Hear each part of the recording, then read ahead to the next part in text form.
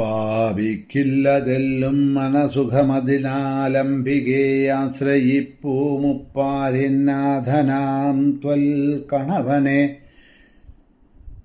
ജഗതീരക്ഷകൻ തമ്പുരാനേ എപ്പോഴും ഒപ്പുരാരേ ഹരഹര ശിവ എന്നുള്ള നാമം ജപിക്കെ തൃപ്പാദം പിന്തുണച്ചിടണമിവിടെ നടസ്വാമിതൻ വാമമീയേ. ദേവി ശരണം അമ്മേ. സുപ്രഭാതം, ശുഭദിനം. എല്ലാ ധന്യാത്മാക്കൾക്കും പുലർകാലവന്ദനം. ശ്രീമദ് ദേവി ഭാഗവത നിത്യപാരായണ പരമ്പരയുടെ ഇന്നത്തെ യജ്ഞവേദിയിലേക്ക് സുസ്വാഗതം. ദേവി ഭാഗവതം നവമസ്കന്ധത്തിലെ 33-ാമത്തെ അധ്യായമാണ് ഇന്നലെ പറഞ്ഞു നിർത്തിയത്. കുറേ നരകങ്ങളുടെ വർണ്ണനകൾ ആണ് അവിടെ പറഞ്ഞു വന്നത്. ഇന്നു മുതൽ തുടങ്ങുന്നതായിട്ടുള്ള 34-ാമത്തെ അധ്യായത്തിലും വിഷയം അതൊക്കെ തന്നെയാണ്. കുറച്ച് അതും പിന്നെ സാവിത്രി ദേവി ചോദിക്കുന്ന ചോദ്യങ്ങളുമൊക്കെയാണ്. ഇനി അടുത്ത അധ്യായം പോകുമ്പോഴും അവിടെയും കുറേ നരകങ്ങളെപ്പറ്റി. അപ്പം ഈ 2-3-4 അധ്യായങ്ങൾ മുഴുവൻ വളരെ വിസ്തരിച്ചുകൊണ്ട് ഭാഗവതത്തിലെ പഞ്ചമസ്കന്ധം 26 ഒരു അധ്യായം മാത്രമേ ശ്രീശുകൻ പറയുന്നുള്ളൂ. കാരണം 28 നരകങ്ങളെക്കുറിച്ചല്ലേ പറയുന്നുള്ളൂ. പക്ഷെ ഇവിടെ ഈ ഒരുപാട് നരകങ്ങൾ, 86 നരകങ്ങളും അതിൽ പുറമെയുള്ള നരകങ്ങളെയും കുറിച്ചൊക്കെ വിസ്തരിച്ചു കൊണ്ട് പോകുന്നത് കാരണം കൊണ്ട് ദീർഘമായിട്ടുള്ള ഭാഗങ്ങളാണ് നരകവർണ്ണന ദേവി ഭാഗവതത്തിൽ. കുറച്ചൊക്കെ അവലോകനം ചെയ്യാമെന്ന് മാത്രമേ ഉള്ളൂ. ഇനിയും ആ നരകങ്ങളും അവയിലേക്ക് നയിക്കുന്ന കർമ്മങ്ങളെയുമാണ് പറഞ്ഞുകൊണ്ട് വീണ്ടും പോകുന്നത് യമൻ. ഈ ലോകത്തിൽ അർത്ഥലാഭത്താൽ, ധനലാഭത്താൽ മനുഷ്യനെ വാളുകൊണ്ട് വെട്ടിക്കൊല്ലുന്ന ദയാഹീനൻ, ഭയങ്കരനുമായ കൊലപാതകി ഒരു മനുവിൻ്റെ കാലത്തോളം അസീപത്രം എന്ന നരകത്തിൽ കഴിയണം. അതിൽ ബ്രാഹ്മണരെയാണ് അവധിച്ചത് എന്നുണ്ടെങ്കിൽ 10 മന്വന്തരം അതിൽ കിടക്കേണ്ടി വരും എന്ന് പറഞ്ഞ് തുടങ്ങുന്നതായിട്ടുള്ള ഭാഗങ്ങൾ. വീണ്ടും കുറേ നരകങ്ങളും അതിലൂടെ അനുഭവിക്കേണ്ടതായിട്ടുള്ള ആ നരകയാതനകളെയുമാണ് അവിടെ പിന്നീട് 27-28 ശ്ലോകം വരെ ഈ അധ്യായത്തിൽ 1 മുതൽ 28 വരെയുള്ള ശ്ലോകത്തിൽ പറഞ്ഞു പോകുന്നത് എന്ന് പറയാണ്. അതൊന്നും ഞാൻ വിവരിക്കാനായിട്ട് ഇവിടെ ഉദ്ദേശിക്കുന്നില്ല. മനസ്സിന് കഷ്ടം തോന്നുന്ന കാര്യങ്ങൾ, കേൾക്കാൻ കഷ്ടം തോന്നുന്ന കാര്യങ്ങളാണ്. ഇങ്ങനെയുള്ള നരകവർണ്ണനകളെ കേട്ടപ്പോഴാണ് സാവിത്രി, സത്യവാന്റെ ഭാര്യയായ സാവിത്രി വീണ്ടും ചോദിക്കണത്, വിപ്രഹത്യ ജഗോഹത്യ കിം വിധാജാദിദൈശികീ കാവാ നൃണാമാഗമ്യ ചഗോവാ സന്ധ്യാവിഹീനകാം. ബ്രഹ്മഹത്യ, ഗോഹത്യ എല്ലാം ഏതു വിധത്തിലുണ്ട് എന്നാണ് ശാസ്ത്രം പറയണത്. മനുഷ്യർക്ക് ആഗമ്യമായിട്ടുള്ള സ്ത്രീ ആരാണ്? സന്ധ്യാവിഹീനൻ എന്ന് ആരാണ് പറയപ്പെടുന്നത്? ദീക്ഷിതനല്ലാത്തവൻ ആരാണ്? തീർത്ഥപ്രതിഗ്രഹി എന്ന് ആരെ പറയണു?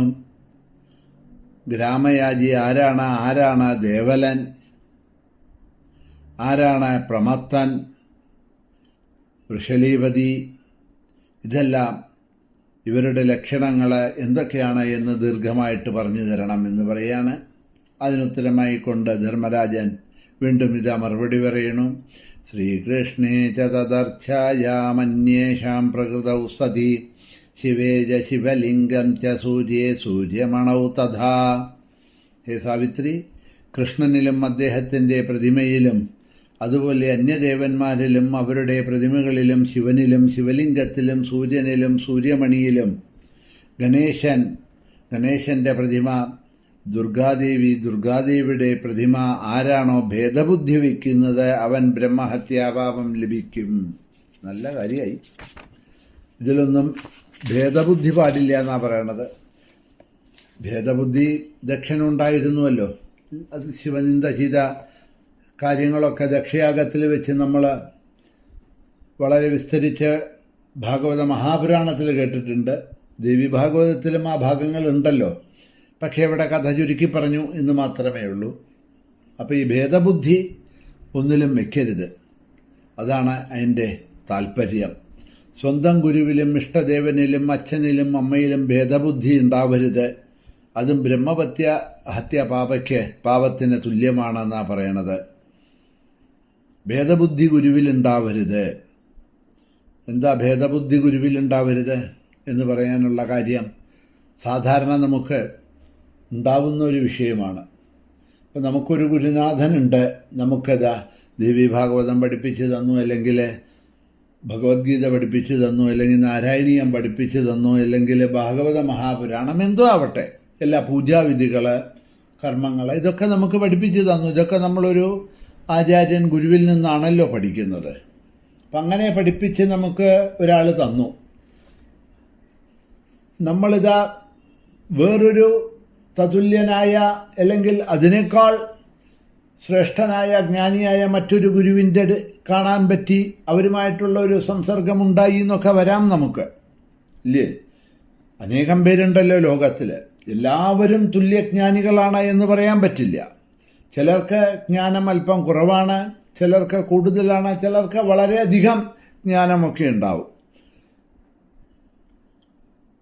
ആ സമയത്ത് നമുക്ക് സ്വാഭാവികമായിട്ടും നമ്മുടെ ഉള്ളിൽ തോന്നുന്ന ഒരു ഭാവമാണ്, നമ്മളുടെ ഗുരുവിനേക്കാൾ മറ്റേ ഗുരു ശ്രേഷ്ഠനാണ്.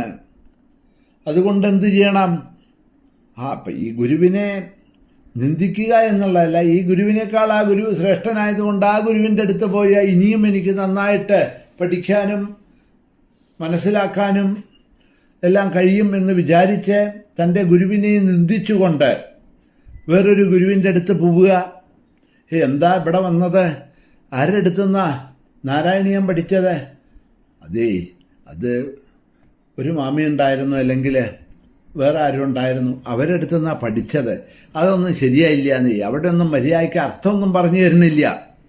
ഇതൊക്കെ ഞാൻ പറയാനുള്ള കാരണം എന്താന്ന് പറഞ്ഞാൽ ഇതൊക്കെ ഞാനും കേട്ടിട്ടുണ്ട്. അത് കാരണം കൊണ്ടാണ്. അവിടെ ഇതേമാതിരിയൊന്നുമല്ല, അങ്ങ് പഠിപ്പിക്കുന്ന മാതിരിയൊന്നുമല്ല പഠിപ്പിക്കണത്. ഒന്ന് കുറച്ചൊക്കെ അങ്ങനെ പറഞ്ഞു തരും, പോവും, അത്രയേ ഉള്ളൂ.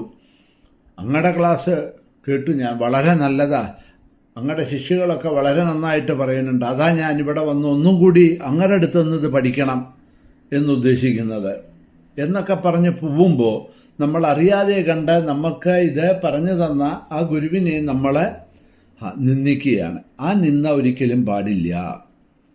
അച്ഛനെ അമ്മയെ നിന്ദിക്കുന്നവരുണ്ട്. അവർക്ക് പഠിപ്പൊന്നുമില്ല, പാവം, കൃഷിയായിരുന്നു അച്ഛൻ, അമ്മ അടുക്കളപ്പണി ചെയ്തുകൊണ്ടിരുന്നു. പക്ഷേ കഷ്ടപ്പെട്ട് അധ്വാനിച്ച് കടം മേടിച്ചും മറ്റുമൊക്കെ ആയിട്ട് കുട്ടികളെ പഠിപ്പിച്ച് അവർ graduate, post graduate, MBA, engineering മുതലായിട്ടുള്ളവരൊക്കെ ആയി ജ്ഞാനമൊക്കെ നേടി ധാരാളം പണം സമ്പാദിക്കുന്ന സമയത്ത് അച്ഛനെ കണ്ടൂടാ, അമ്മയെ കണ്ടൂടാ, അവരൊക്കെ പഴഞ്ചന്മാരാണ്, അവർക്കൊന്നും അറിയാത്തവരാണ്, അവരെ സഭയിലേക്ക് കൂട്ടിക്കൊണ്ടുപോകാൻ പാടില്ല. ആരെങ്കിലും അവരോട് ഇംഗ്ലീഷിൽ 2 വാക്ക് സംസാരിച്ചു എന്ന് പറഞ്ഞാൽ ഇവർക്ക് മനസ്സിലാവില്ല, അങ്ങോട്ട് ഉത്തരം പറയില്ല, എൻ്റെ മാനം പോവും.